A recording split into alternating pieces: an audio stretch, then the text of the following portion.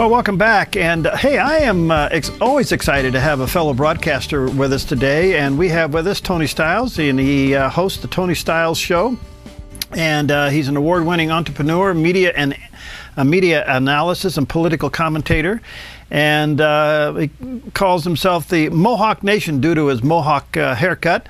And we want to talk to him about all kinds of things today. And I'm glad I have him for a couple of segments. Tony, nice to have you, my friend.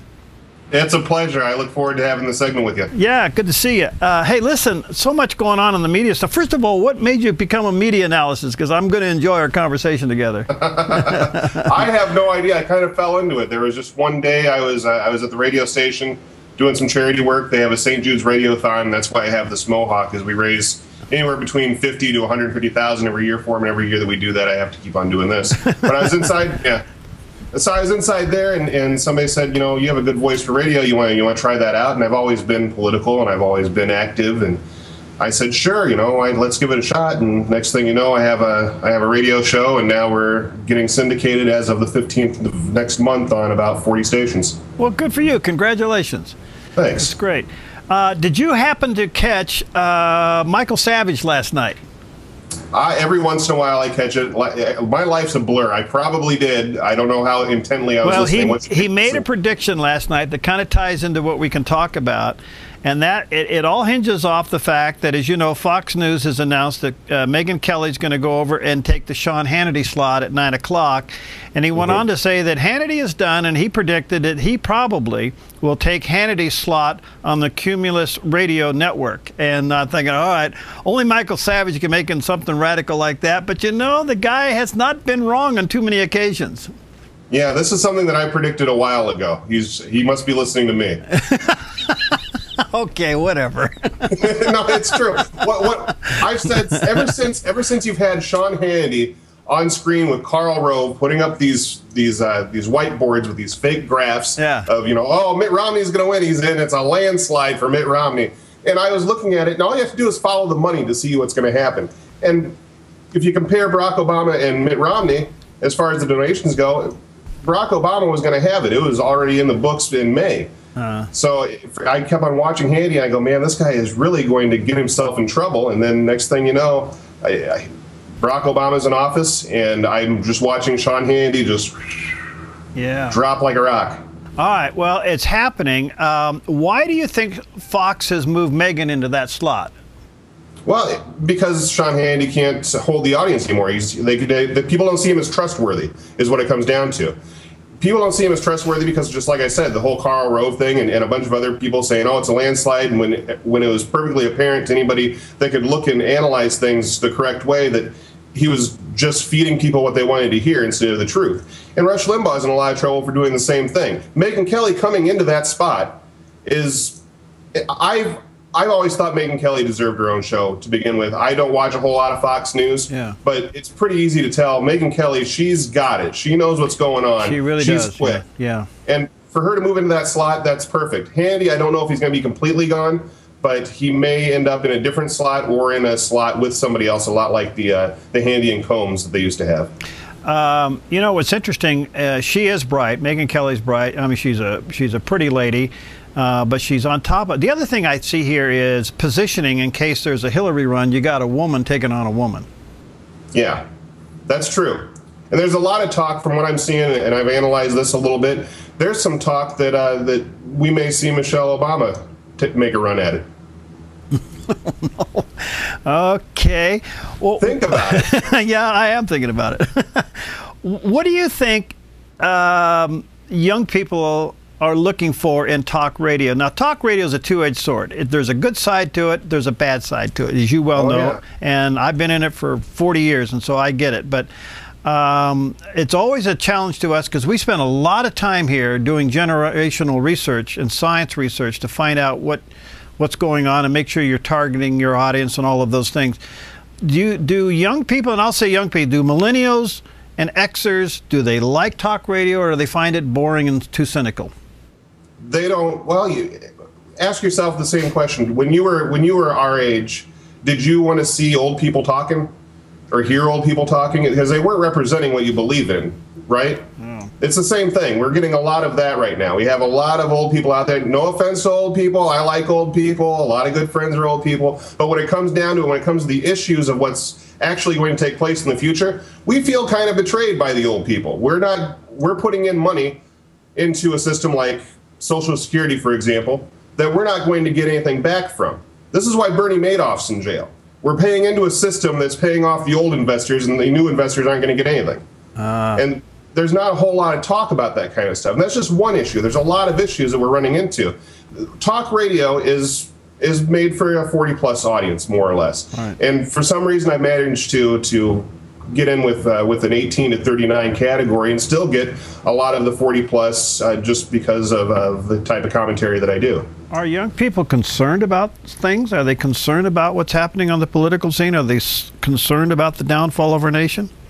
They are. They're concerned about it when people put it in their terms. Okay. So far, nobody's really doing that. That's not something that's out there for young people. We hear a lot of, the baby boomers and people like that. We hear their side of things, but the young people, they're not interested in it because it hasn't been put to them the way it should be put to them. And that's what I'm trying to do. So what are we missing? I mean, we're talking about the issue, but we're obviously not communicating on the right language or the right frequency. Yeah, that's true. The right language for it. And there's also a symmetry that has to go between social media and radio now that I'm sure you know of. What it comes down to, young people, they want to hear the problems that not just pertain to them, but how the problems of today are going to equate to problems for us. And that's a big problem because nobody's talking about that. We have problems, the debt, for example. There's no foreseeable way that we're going to get out of this. And nobody's coming up with a plan. And to be quite frank, nobody cares to come up with one because they know that they can just pass the dollar, they can just pass the buck down to me. And we're not going to complain about it because nobody out there like me is talking about it. Now, hopefully we can get that message out there and they will have to pay attention. You said something earlier, Tony, that really says it all. You feel betrayed by the adults. And I get that. To me, it's alarming because the young people are smart. They see it. Your generation sees it. We're handing you guys a mess, and we're asking to be thanked for it. There's nothing to be thanked for.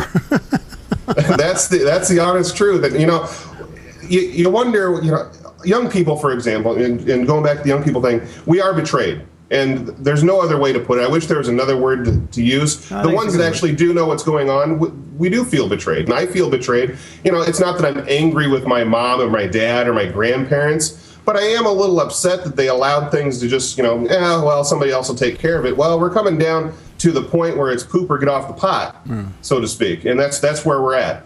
And we're the generation that's going to have to fix all of this mess that's been created, and nobody's talking about it. So how are we supposed to figure things out? Nobody's giving us a roadmap for this. Nobody's setting one in place. Do you have hope for the future? I think America will fall like Russia within the next 25 years. So you don't have any hope? I have hope, but it's going to be after we rebuild. That's the only thing that I can see. There's really not a good way to get out of this. We're in a lot of trouble. Yeah. And that's why they haven't tried to fix it, because I have a feeling that they know that there's just no way to do it at this point. There's another attribute for your generation that to me is very encouraging. Everything I read is your generation will drop everything to go help somebody, to go serve, to go do something. Do you sense that as well?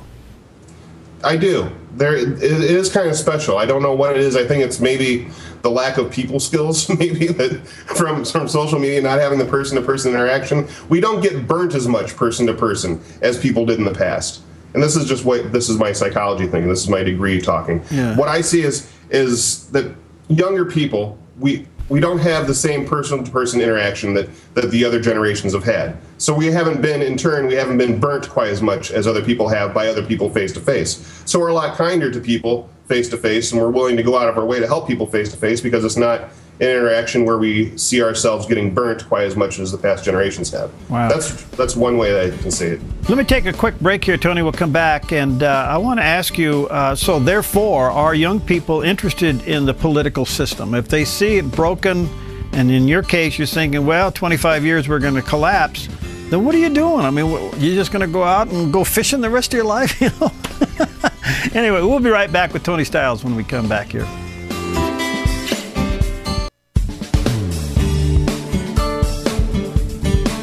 Okay, we're back, and our guest is Tony Stiles, and he has his own talk show, the Tony Stiles Show, which is on the Radio America network. And he's also a media analyst and political commentator. And I see you're also alumni of King's College, and you're a former Baptist missionary to Romania. I am. All right. Absolutely. You know, that's what I want to ask you about that part of your life, Tony. And I say part of your life, it probably is your life, but where are young people with their faith in all of this? If they look at the older generation, they feel somewhat betrayed. They look at a country that's upside down and probably going to go under. At least that's what they're thinking. Do they want to get involved in the political system, and how involved are they with their faith? This is an interesting thing, and I've analyzed this a lot. What I've seen is you have young people going one way to an extreme or another way to an extreme. And Republicans are seeing a lot of young people abandon the Republican Party because of it's somewhat of a middle ground now. You're seeing people jump to libertarian or anarcho-capitalists going that direction, saying we need to stop spending, period, stop it, nothing, no more, we're done, stop it. We're on a bad path. You're seeing people go that way, or you're seeing people go the complete other way into the democratic socialist area. And so they see a way, they have faith in that way of, putting more money in and getting more money out because of it. So you're seeing the Republican Party suffer a little bit because of that. As far as faith goes, that's a hard thing. Christian faith for young people, we're seeing the results right now of atheism being taught in public schools. We're seeing that result finally over the past 5 years. We're seeing it come out. People are becoming adults, and we're seeing more and more atheists. They said it wouldn't make a big deal. It's no big deal. We're not saying that God can't be in schools. We're saying that we're just going to teach this scientific way of evolution in schools. Well, kids are taking from school as the truth. That's what they're supposed to. They've been taking tests. They're taking tests on evolution and learning that. Of course they think it's true. That's what they've been taught. And we're seeing the results of that over the past few years. And it is kind of disheartening for somebody like me. I believe in God. I believe in Jesus Christ, my personal Lord and Savior. I've been a missionary. I've gone out and I've done things. I have a Bible degree. I feel very upset with the government for pushing this in place, taking prayer out of schools and all that, because now my generation and the generations that are younger than me, you're going to see a lot more atheism coming out of that. But are you willing to get in the fray to stop it? I have been. I'm trying. It's hard to do. There's a lot of people that are just so set in their ways, and it's interesting to me. Atheists, for some reason, they are very, very they're not just very into being atheists. They're very against Christianity as a result. Right. They think that Christians are stupid. Yeah. Stupid people. This isn't a Christian nation. What are you thinking? Well, it's as Christian as we make it. That's the way the country is put together. If there's Christians in a place, they're going to vote in a Christian way, which is going to come out with Christian results. And you have to ask yourself, what way would you rather have it? Would you rather have a bunch of Christians voting or a bunch of heathens voting? It really it comes down to that, and that's where our country's headed. All right. Now, what do you think young people? Well, you said earlier they either go the libertarian way or they go clear over to the socialist way. So your own generation is being divided down this road. Oh yeah. Don't you think America is worth saving? Oh yeah, it absolutely is. And there's a lot to be said. I don't like socialism. Let me just put that out there right now. I don't like it. I don't think it's right for America. It's not the way America was set up. Mm-hmm. It's not a good thing. But socialism does work. All right, and that's a scary thing to think about, but it does work. All right, and then you have the libertarian side. The don't spend. Let's be capitalists. Let's do things on our own. Get government out of the equation. We can do this by ourselves. We've been doing it for centuries. That's the route that I like. And I've registered as libertarian. I am a very I'm a libertarian. I'm a Christian libertarian is how I define myself. Okay. And I think that capitalism is the way to go. But we can't have both of these things working at the same time. Otherwise, you're just banging heads together and not getting anywhere. Well, that's exactly what's going on now. We seem to be so divided. We can't even find a mutual ground to begin to talk about getting together. It's getting worse. Yeah, it really is. Back to the media just for a moment. Sure. You have to say Fox is successful. Oh, yeah. You know, and absolutely. And in fact, if you add the numbers up, Fox outdoes the other alphabet networks combined. So there's something going on in the country that says we are right of center. Yeah, that's one way to look at it. There's a lot of different ways to look at it, and you can analyze it a few different ways. That's one way to look at it. Another way to look at it is that maybe the other stations, you know, the other alphabets that you named, right, maybe they just haven't hit their stride yet, and people just started seeing it. Okay.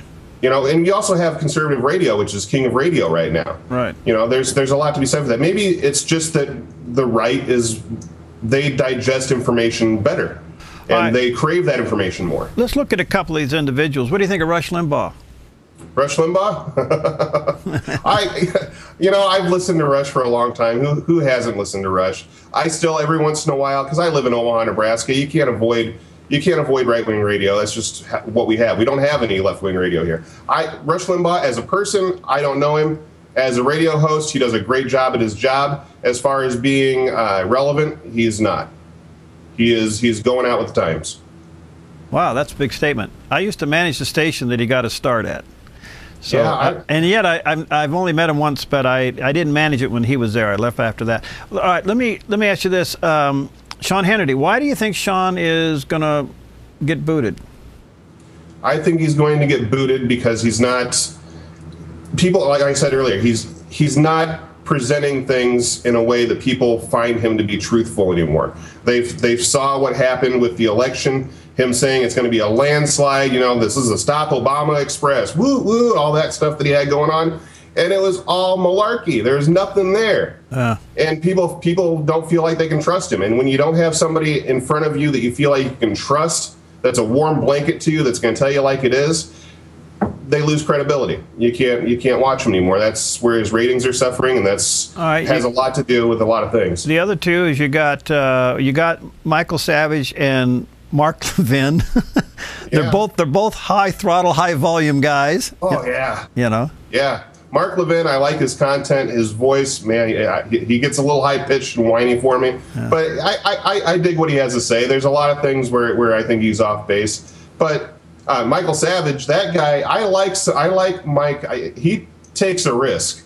I like that. He puts himself out there, and he gets in trouble, and he's not afraid of that trouble.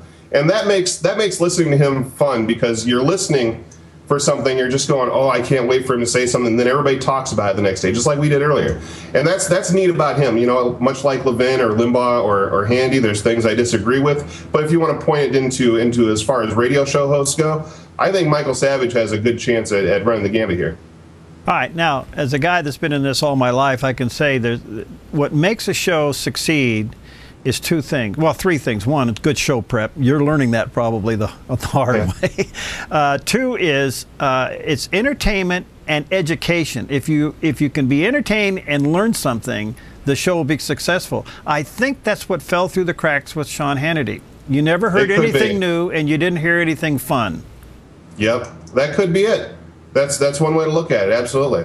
And you know, I think back, I've listened to a lot of Handy. He just got taken off the radio here in Omaha. Affiliates are dropping out like crazy on this guy. And if this deal goes through with Cumulus and TRN that's going on, this whole thing they're doing with putting things together as far as packaging the advertising and stuff, where he may lose 40% of his audience, that guy, you know, it's a good thing he made money when he did, because there's not going to be a whole lot left. Well, it's just interesting because it's still a big part of our culture, this talk radio thing. Why do you think liberal talk radio can't make it? I don't know that it can't make it. I just don't think that liberals listen to the radio as much, maybe. I don't know. That's a hard one to call. There are successful people like that. Tom Hartman, I was just on his program, I think yesterday, day before yesterday. And he's on Talker's Heavy 100. He's ranked 7th. He's the #1 progressive talk radio. I don't like anything that he has to say, but he's fun to listen to, because, you know, I think there's more right wingers listening to progressive radio than there are progressives listening to progressive radio, just because they want to get angry and feel some sort of emotion. We don't have a whole lot of emotion in our culture anymore, and we crave that. And that's why we go after these things. And anybody that's out there, like you said, entertaining, energetic, gets a point across. Anybody that can do that and capture somebody, bring them from high emotions to low emotions to angry to sad, that's going to be somebody that's successful. Why, or do you think Christians have lost credibility in the marketplace as a voice? Well, that goes back to that education thing, I think. For the past 5 years, like I said, we have people that are coming out of school that are being taught evolution all the way through, and that's pretty much teaching them the same thing as Christians are wrong. Well, then you lose credibility because of that. And it's really a sad thing. I don't know why we have to teach any sort of thing except for you can choose for yourself. I think that's a better thing to teach people in school. We can teach them about Christianity, about evolution. We can teach them about Islam or Judaism. We can teach them all these things and not necessarily instill it into them like we are with evolution. We can say these are the different things that are out there. It's up to you and your family or whatever to decide what you believe, but these are the things that are out there, and educate them on all the things, because it's just creating a zero tolerance for all religion. Do you think your faith, your personal faith, that Christianity is the ultimate peacemaker, peace giver in the culture? I believe Jesus Christ is. Okay, well, I meant that. Yeah. Yeah. Christianity. There's a lot of things that have gone wrong in the past with Christianity, and it's because of people. We're not perfect. But if someone can truly speak from their heart with Jesus in their heart and in their mind, and pray for those words to come out of them and portray that properly, I don't think there's anything that can't be done.